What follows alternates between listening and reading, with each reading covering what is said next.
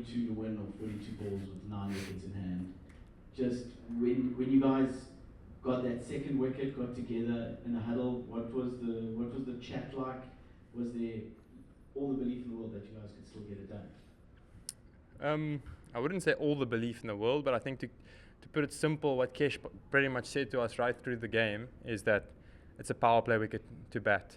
Generally, the first 6 overs, especially with a team like this who's incredibly aggressive, they could get off to a flyer like they did. Even your best balls can go. So when it gets a bit slower, the ball gets a bit softer, generally spins a bit.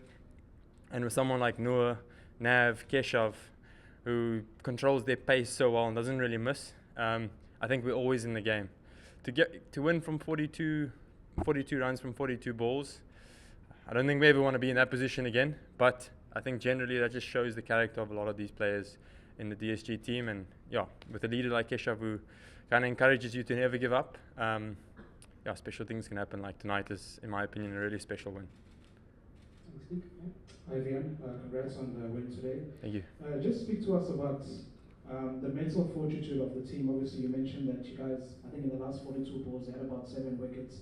And what does it say about the mental fortitude of the team, especially looking at how close you guys got to winning the competition last season, and how much of a boost is that going to give you guys now for how you started the season? No, I think a win like this is massive. I think if you ever going to qualify for playoffs or even try and get into the playoffs, you need games like this to go your way. To be honest, it's hard to say that this game should have gone our way because I think we were out of it pretty much 42 from 42 balls.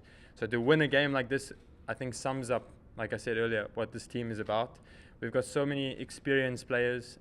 Having someone like Kane, Naveen, Noor, guys who play in leagues all over the world in our team, just kind of shows the composure, I'd say, firstly, and secondly, understanding of ways to win. Having someone like Wokes come back after his first 2 overs just shows that, yeah, that never say die attitude, and I think that's how we're going to play going forward. Generally, that's been DSG's kind of mantra, I'd say, is yeah, we kind of find a way to win, especially at home.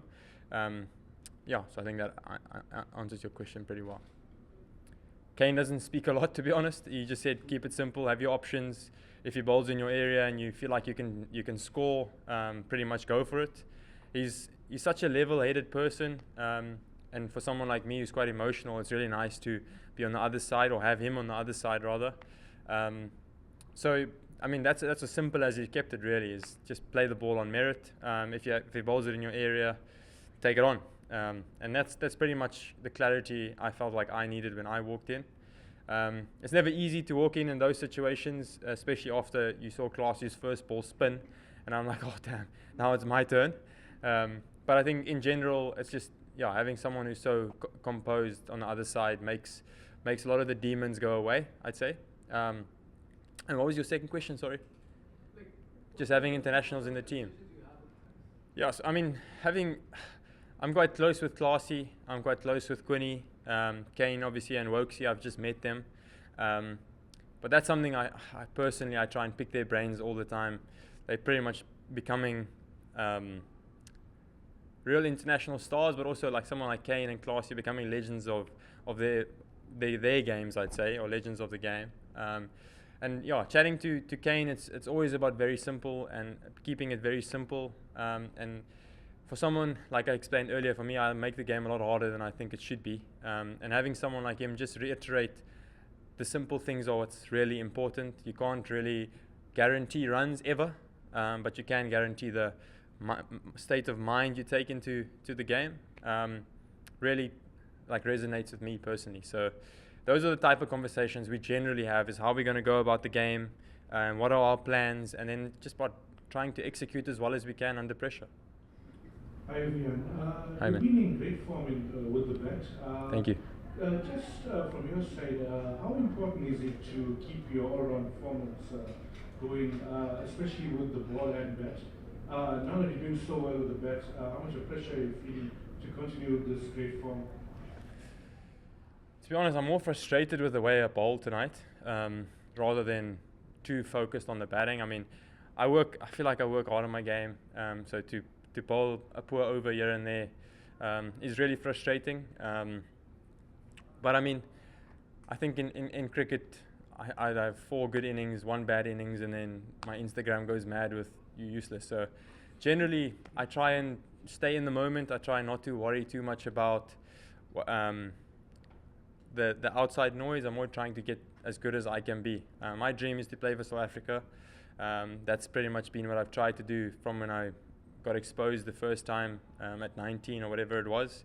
I've only recently started finding my feet a little bit in international cricket, I'd say, with a couple of good performances here and there. But I mean, I'm still very far from where I would like to be. I mean, we all have to dream, I guess.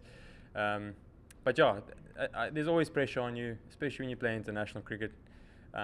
But at the moment in the test team, it really helps having someone like Temba around, who's been around for a long time. He's somebody that's been there from the beginning of my career, to make things a little bit simpler for me in terms of what's coming and how he wants me to approach it and how we buy into things as a team. So that creates a lot of clarity for me too.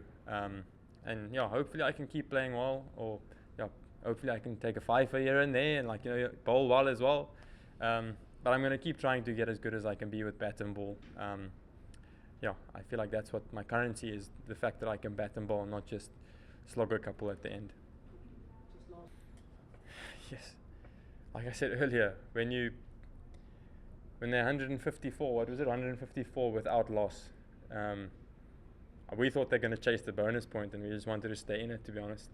And I think that at that stage, 209 looked like a mini target, really. So I think you keep reassessing the whole time and you try and find ways to stay in the game. But yeah, I think that's pretty much what I can say. I think as a team, we just try to fight till the end. I don't think we set too many targets, to be honest. So I mean, 209 was what we kind of felt we could get, losing wickets at crucial times. And then with a power play like they had, I think you're always looking over your shoulder, like who's bowling the next over type thing. So you, in your own head, you're working out, okay, where are we going to try and find the wicket? And I think that mindset changed after we got the wicket of Gurbaz. Kesh kind of just said, we can't be defensive here, we have to find a way to get a wicket.